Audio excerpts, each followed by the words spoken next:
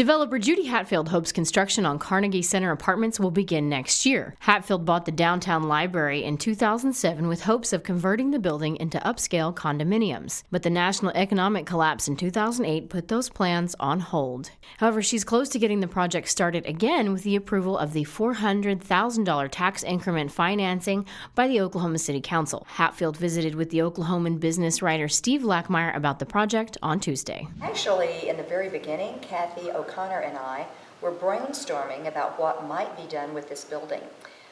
She at the time had sent out a couple of RFPs to see different ideas that people might have to come along and do something with the building.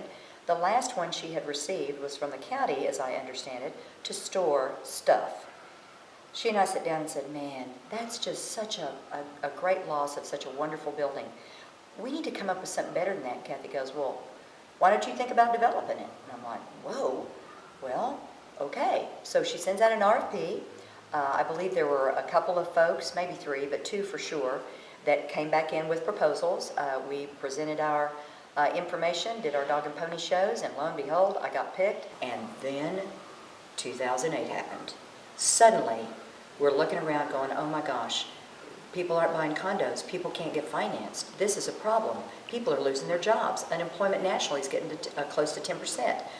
I backed off and didn't start construction. Several other groups did.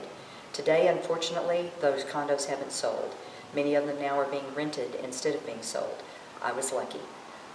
Realized that we needed rental because our downtown living and housing analysis started showing more and more people wanted to rent. Made sense because they couldn't get financed. So luckily, I was able to stop for a couple years, watch the market, and then regroup and come up with a total new plan, which was rental. And by the way, the golden egg of the whole project was, guess what? It's a historical building. So now I can go through to get it on the historic register, which it now is, and to also move forward with state historic tax credits and federal historic tax credits.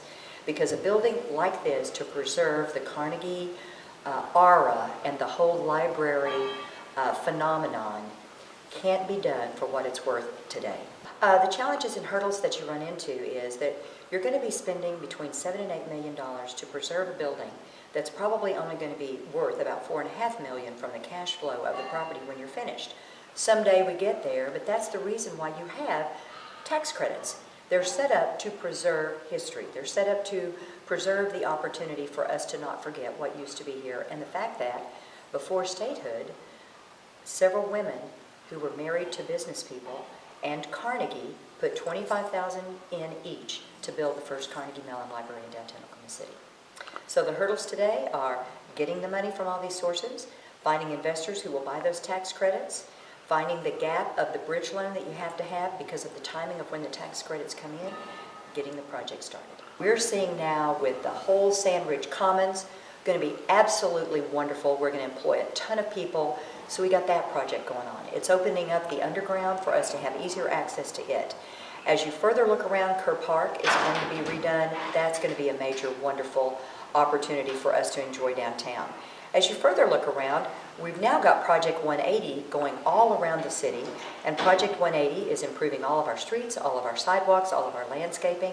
How lucky are we that the city's able to afford that opportunity through some also of the TIF money that's come through Devon. Additionally, we're going to have the streetcar, it appears, to actually run up and down the Robinson, which just happens to be the west side of the building. We're seeing the Devon Tower. You can see it from anywhere you want to in downtown Oklahoma City, and we're so lucky for them to have their corporate headquarters.